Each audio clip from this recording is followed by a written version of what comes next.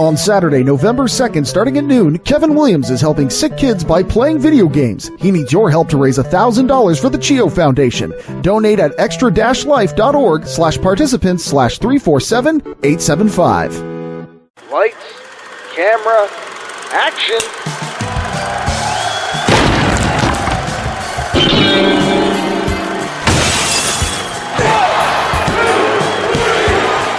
Cut! Welcome to Ropes to Reels, part of WrestleMedia, where everything is wrestling, and wrestling is everything. I'm at Adam Kota. And from across the ways, traversed the roads, and the rivers, and the fields, I'm Sir Wow, Edward. that was almost poetic. Where did you get that from? My butt. I just kind of pulled it out of my butt. I see you were inspired by the script writing of this film. No, I was inspired by just the utter lack of care of a coherent story or of anything that is worthwhile. It's all nonsense. You know, there's a very important question that I ask you every single week. Drew, I'm going to ask you another very important question right now. What the hell did I watch? You watched a cinematic masterpiece, a story that's only told once in a generation that will inspire many duplicates, but no replicators. A story in which the dumbness, the profound stupidity is put on display as a show of pride, not as a show of hasty filmmaking. We bask in history, Adam, with Hobbs and Shaw. Oh, my apologies. Appropriate title. Fast and Furious presents Hobbs I mean, and Shaw. aside from the titular characters, and even then, this movie does not resemble a Fast and Furious movie at all. Are you kidding me? In the last 20 minutes, it's all car stunts. I mean, that's how they even had the Fast and Furious, zoom in nitrous scene with Samoan pickup trucks. Okay, sure. Can I ask you a question? What makes the truck Samoan? Well, you said Samoan pickup truck, so what exactly makes the truck Samoan? They were made by a Samoan car company. Like if a Hyundai is a Right. Japanese truck, a GM is an American truck. I want you to tell me the name of a Samoan car company, because I've never heard of one before.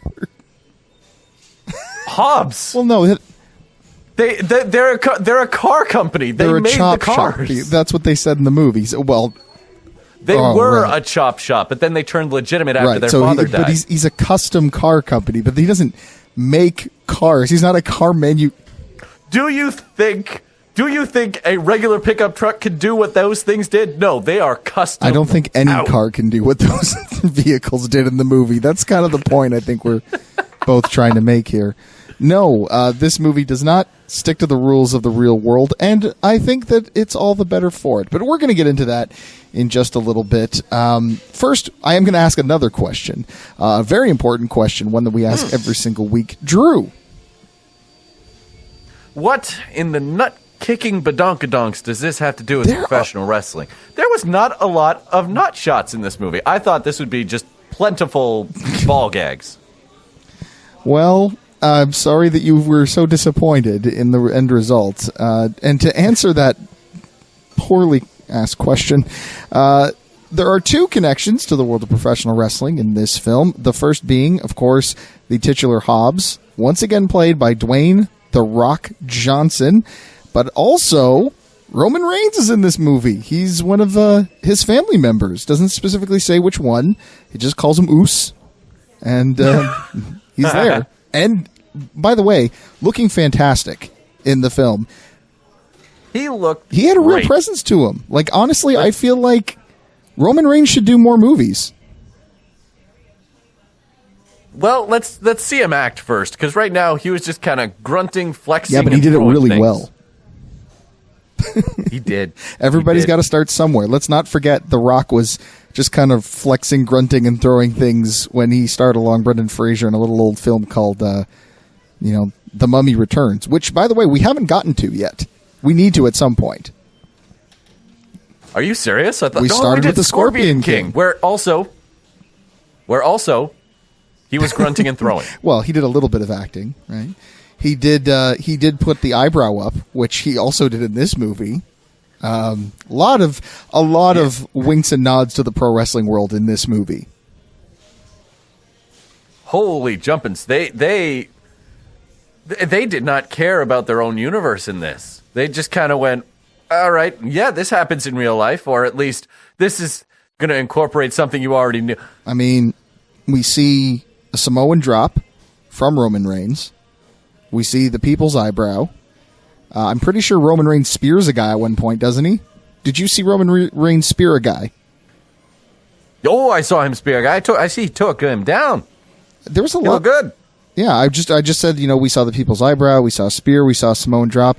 Were there any other wrestling references that you caught in the movie that I missed? I mean, Not besides off the top of low, my head, low blows, obviously. Sorry.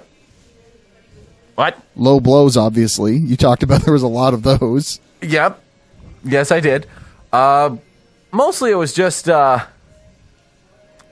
do I put this? The wrestling choreography, it just kind of reminded me, like, when the fight scenes were telling a story, it was very much a wrestling story. Does that make sense? Yeah, it does. But, well, I mean, like, let's be honest. It is a physical media that does tell a story, right?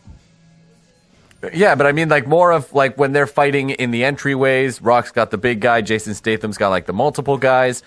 The physical comedy kind of reminded me of professional wrestling skits in the backstage. Yeah, okay, I can see what you're saying there. Yeah, sure. How's that for a stretch? It's a big one. A lot of stretching going on in this movie. Stretching of reality, stretching of my sense of disbelief. There's a lot of stretching going on in this movie. But again, And stretching before the stunts. I would hope so, yes. But I also didn't think it was really a bad thing. I'll admit that this movie is very, very dumb. But I will also say, in its defense, it's incredibly fun. It is a really good time if you are willing to shut your brain off. It's not going to be a movie that's going to challenge your intellect. And for a little while there, I actually felt kind of insulted by the film. But I will say this. On the points where I did feel insulted by it, I kind of came around. They kind of won me back. Because there was a certain point in this movie where I was like, wow, this movie does not like women. And then they changed my mind on that. And then I thought, wow, this movie really does not like intellectuals. And they changed my mind on that. And then I thought, wow, this movie is really going to speak to gun nuts and really people who have a very specific viewpoint politically, shall we say. And they changed my mind on that. It felt like every direction I thought they were going in, they kind of like looked at me and said, oh, he's feeling this way. We should change we should do something to kind of change that a little bit. And I don't know if they were just covering their bases or what, but there were specific scenes in the movie that made me go, oh, okay, so maybe this movie is a bit more progressive than I thought it was. Does that make sense? Oh, yeah, I can see where it's coming from. You were seeing stuff below the surface where really all they were giving you was the surface. Yeah, but then later on, they said, well, we're also doing this, though. Like, I'll give you an example. For a while there, I felt like Jason Statham's Decker's sister, Woman Shaw, as I call her. I can't remember her name, and I feel terrible I can't remember her name. She-Shaw. She-Shaw. She-Shaw. She-Shaw by the seashore? Oh, that's terrible. Forget I said that. I'm sorry. I apologize to everybody listening. That's a really, really bad joke. I'm sorry. It's fine. We'll call her She-Shaw for the rest of this. It's fine. No, or at least I will. Her name's Hattie.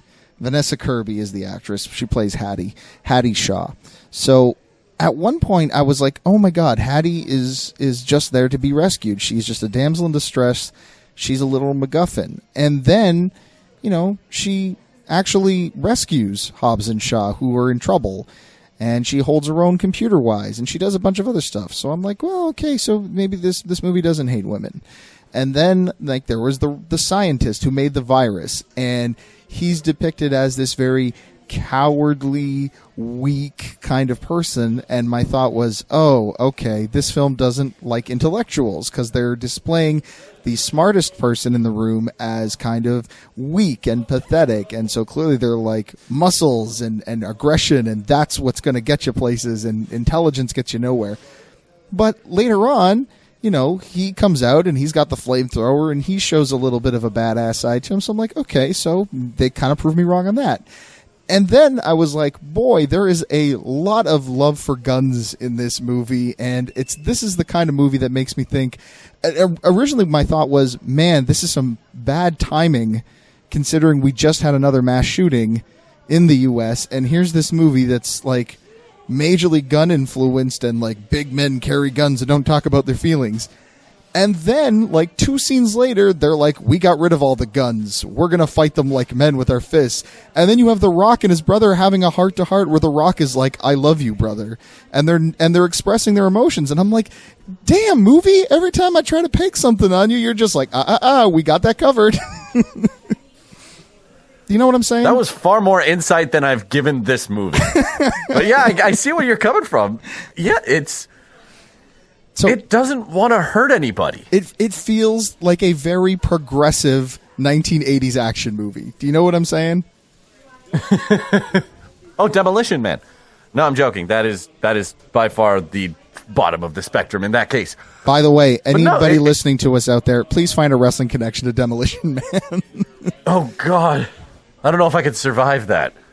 I like Demolition Man. It's dumb, but again, much like this movie, it's really fun, though. It's because it doesn't take itself seriously. All right, I have a question for you, Adam, about this movie. Yeah. Who is your favorite character? That's actually kind of tough. There was a lot of characters that I really liked in this movie, to be honest with you. I mean, I gotta admit, like, Idris Elba was certainly one of the more interesting characters to me. I'm kind of sad that they kind of cut him off at the end. I get it. Where else were they going to go with him? But I thought he was an interesting villain with some actual pathos to him and a belief system, and he was good in it. I liked Idris Elba. So yeah, I'm going to go with Idris Elba's character, Brixton. I like Brixton. He was my favorite. Okay, incorrect. It was his motorcycle. That motorcycle that Idris Elba drives around in this movie stole the show. I don't know if they could afford to do more stunts with it, but every time he called for it, I don't know, whistled to it like a dog and it showed up, I was excited. That was stupid. It's got to be CG. Like, it's not physically possible to do the things that they did with that machine in real life. It's not possible. But I will say this. Do you remember when... Sorry, continue. I was going to say, but I will say this in its defense, though. I really had to think about it because it looks real. Like, the CG in this is really, really good. It is. I don't know who did this. I don't know who actually took the Fast and Furious script and actually ran with it. You know what? I'm going to talk about a movie that I know I'm not going to be able to talk about on this show ever because there's no wrestling connection, but I can connect it to Hobbs and Shaw. There's a movie that came out this year called Batman versus the Teenage Mutant Ninja Turtles. Okay, go for it. It is the best Batman movie to be released in a long time. Okay. Because when you think of that premise, Batman and the Turtles, you think this is going to be balls to the wall insane that doesn't make sense. And it delivers. It knows exactly what it is and gives it to you.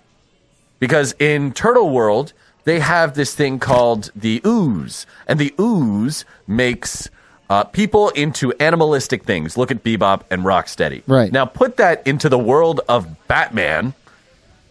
The possibilities are endless, and they go through the possibilities.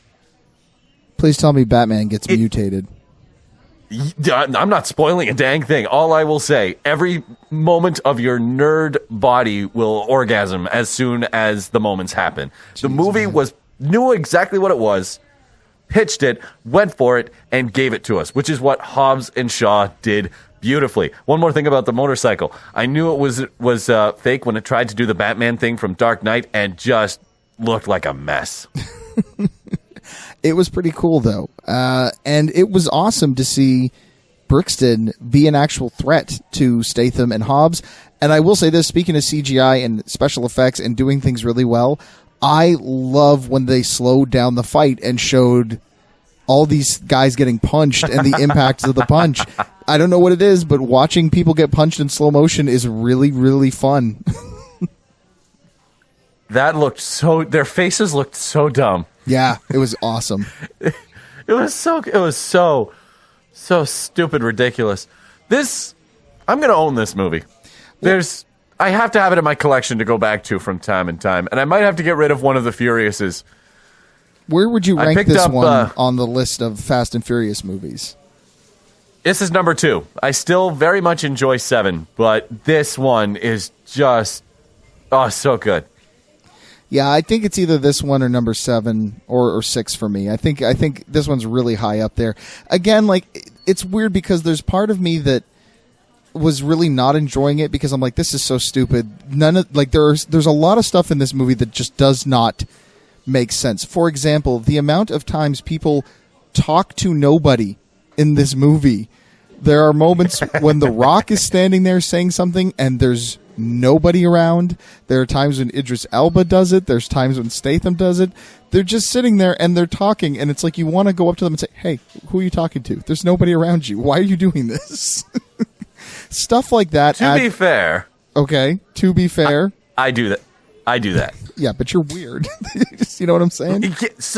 They're weird. The dude's half machine. Hobbs looks like he's a bulldozer that grew legs and arms, and Statham is a champagne bottle that just spouted intelligence. Hey, this is a commercial for patreon.com/WrestleMedia.ca, where you can get early access to episodes of your favorite WrestleMedia shows, get full uncut and uncensored versions of your favorite shows, and more. Don't want to hear this commercial on your podcast anymore? Sign up at our main event tier and get these episodes ad-free. Want to hear your own commercial here instead of ours? We've got tiers for that too. Visit patreon.com/WrestleMedia.ca and join the WrestleMedia revolution today. What do you think of the extreme close-ups in this movie? Because there are a lot of close-ups on people's faces in this film. They were expressive actors, and I appreciated it. I got to be honest with you. I thought it was funny for a moment, and then I got really uncomfortable really quick. See, that's because you have a personal space bubble. I popped that thing like 5 years ago. Okay, that makes a lot of sense, and it actually Yep, answers. I'd hug people when I meet them. Answers a lot of questions I have about you, to be honest with you. Okay, all right, fine. So we're okay with the close-ups on the face. Can we talk about the pointless cameos, please? Pointless? Man, I was entertained when they showed up. That was fantastic. Ryan Reynolds showing up with the stupid rock tattoo. I'm enthralled. I love everything that's happening. Him in the end credits sequence, loved that. Kevin Hart, not as fun, but still appreciated. I enjoyed it. I can't believe I'm saying this, but I kind of got tired of them very quickly. I thought that, they showed up and it was like a fun, hey, cool, Ryan Reynolds is in this movie. But it's clear that he was improvising, and he's very good at improvising. But, we got to the 2-minute mark, and I'm like, okay, you know what? This thing has a very long runtime. There's really no need for this much. Can we kind of move this along, please? This thing is 2 hours and 17 minutes. You could have cut that down to a minute, Ryan. All right, I get it. You're Detective Pikachu. We don't care, all right? At least I didn't care. I cared. Yeah, apparently. I cared. Like I said, enjoyed. It was a fun pop, but it went on I think their stuff went on too long. Like, the whole end credits scene was kind of funny, but I was really hoping for more of we're going to find out. See, where I was expecting a guest cameo was the big villain, like the head villain, because as we learn very early on in this movie, Idris Elba is not like the head of the organization. He is a glorified henchman. Oh, yes, and I've got my theories about who the big baddie is supposed to be. Okay, well, but who is until it? Then, I want to know who it is. Who do you think it is? Oh, it's Han. You think it's Han? It's got to be Han. Okay, explain. Well, Han was killed by Shaw, but if Idris Elba can come back from a shot to the head, possibly so can Han. Remember, this is maybe 2-3 years after the events of Tokyo Drift, because this timeline is stupid bonkers. So it's feasibly possible that he was saved to this same cult magic. Okay. That would be interesting. I'll give you that much. And I guess they're not using him on the other end, so why wouldn't they, right? Yeah, and it could be also The Rock's big F you to Vin Diesel by saying, I got one of your guys. What you gonna do? Well, technically, you would have had 2 of your guys. 3 if you count Helen Mirren, who was lovely in this, by the way. Oh, she's always fantastic. She had fun. I like it when people have fun in their movies. Okay, so we've talked about the cameos. We've talked about the up-close faces. I do want to talk about some of the stuff that I did like a lot, which is very obviously the action. It's really, really well shot. Everything looks very good. Everything is shot really well.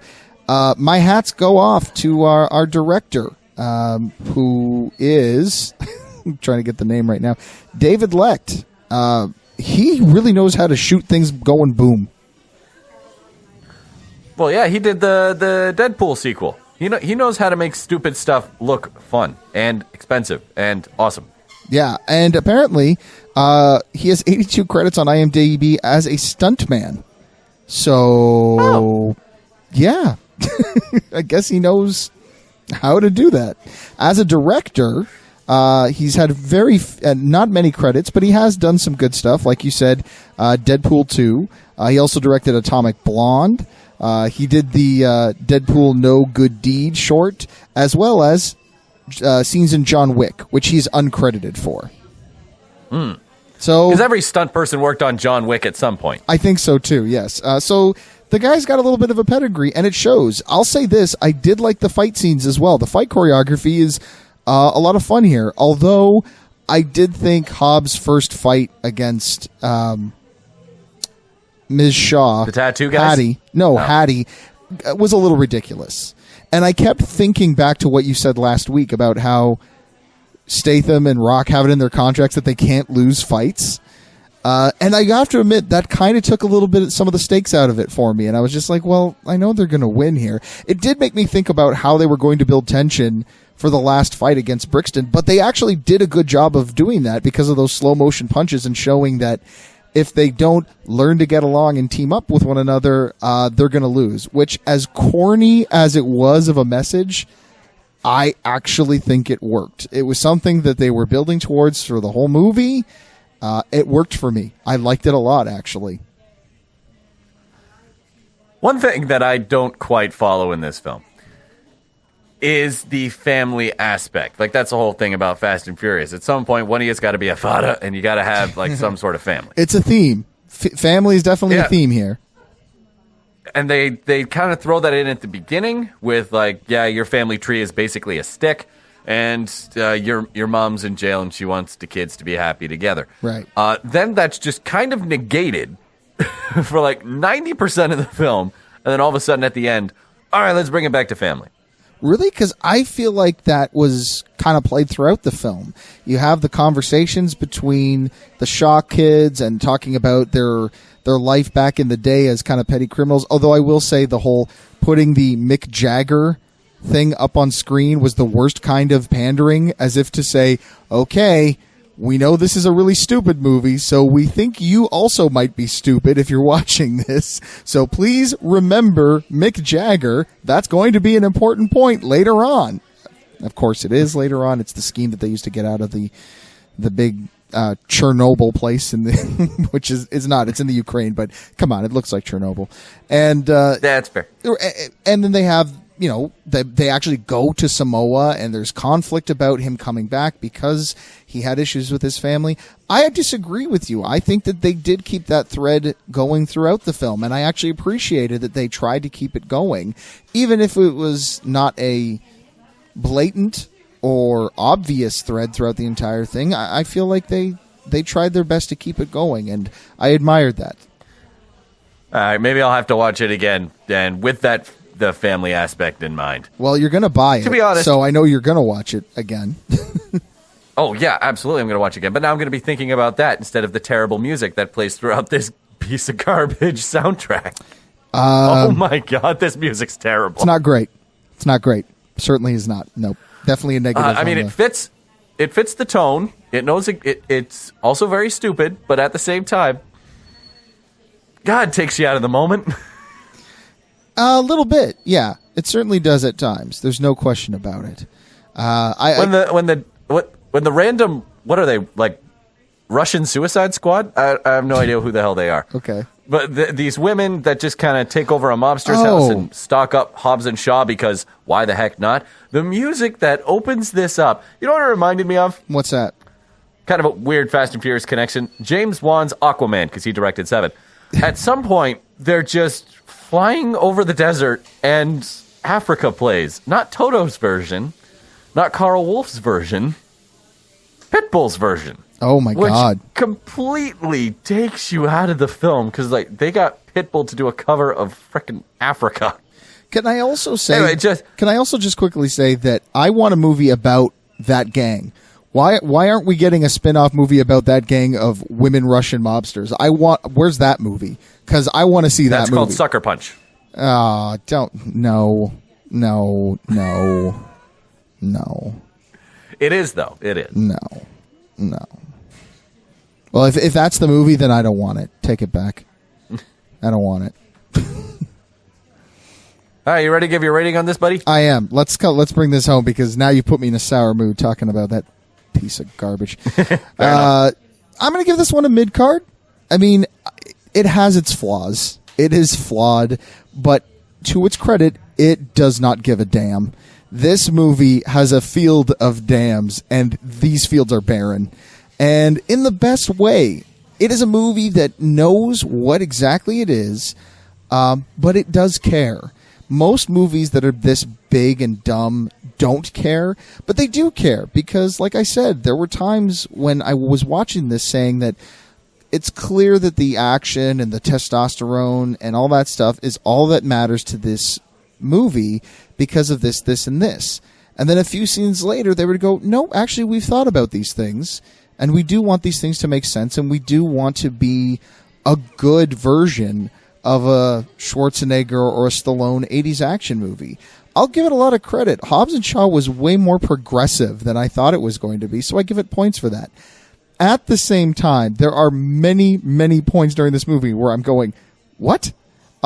Excuse me? Or, that didn't make any sense. So, and enough that I cannot say that it's a main event film. That being said, I do recommend that people go and see this, especially if you're a fan of the big dumb genre film, or if you're just looking for maybe a more progressive version of the big dumb action film, because Hobbs and Shaw clearly cared about what they were putting out there. They just knew exactly what they were from the start and did not try to shy away from it. So I'll give it a solid mid-card and a solid recommendation for people to check this one out. I definitely think for the spectacle of it alone, it's well worth the price of admission. Go watch it.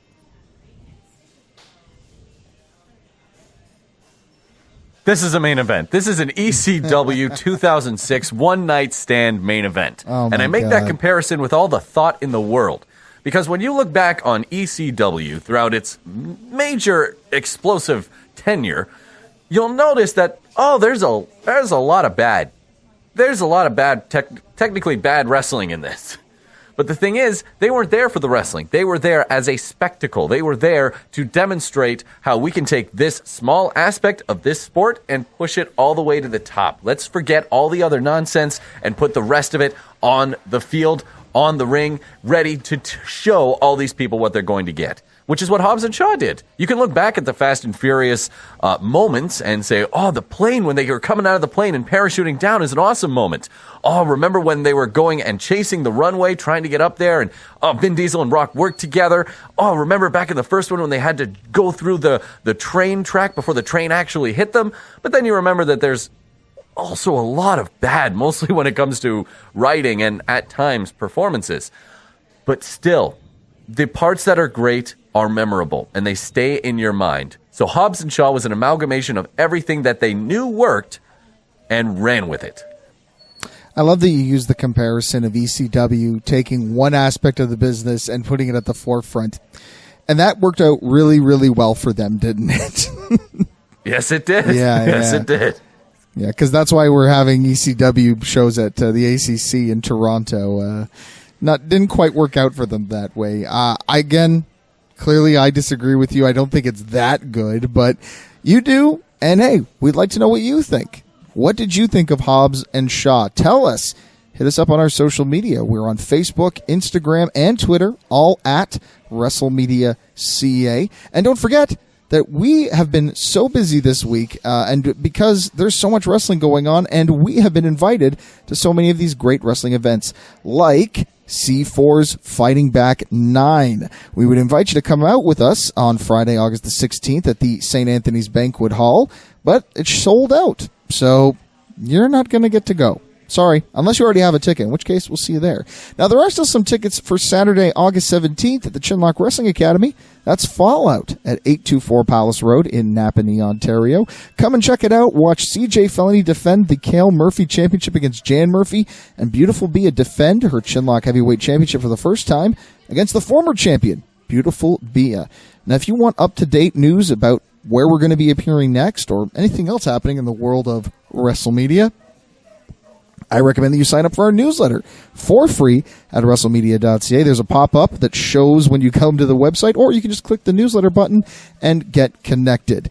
And speaking of connecting with us, there's a good way that you can do that by going to patreon.com/WrestleMedia.ca. Now, we talked about how ECW put the spectacle on Front Street, and it didn't necessarily make them enough money to stay in business. But how much money is Hobbs and Shaw making? Well, we're going to answer that question in the next half for our Patreons. We're also going to talk about some fun facts about the movie and what critics and audiences think of the film as well. And, of course, if you want to hear all that, well, you got to sign up. Patreon.com/WrestleMedia.ca. Just put a few ducats in the bucket, and every month you get extra stuff. Who doesn't like getting extra stuff? All right, that's going to do it for me and Drew this week. Next week, we're finally taking a break from Fast and Furious movies, and instead, we're going to switch over to something a little bit different. Drew, tell everybody what we can expect on tap for next week. We are going to the 1990s version of Hobbs and Shaw, where you took over-the-top action and stupid characters and just ran with it. More specifically, Sergeant Slaughter and the G.I. Joes. I want to see that movie so bad. I've heard so many things about what it actually is. I want to see it for myself. This, of course, is the 1990s animated feature, correct? Yeah, we'll get to the live action maybe. Well, we are going to have to get there eventually. Not the first one, obviously, but there is a G.I. Joe movie with The Rock that we're going to get to. But we're going to take a break from the great one, and instead we're going to talk about Sergeant Slaughter, you maggots. You better tune in, and that's an order. Until then, thank you so much for listening to us for free at WrestleMedia.ca. If you're one of our patrons, stick around. We'll be talking more Hobbs and Shaw after the break. Until then, and until next week, I'm at Adam Conta. That's our F word. And when it comes to Hobbs and Shaw and Two Ropes, Two Reels month, that's a wrap.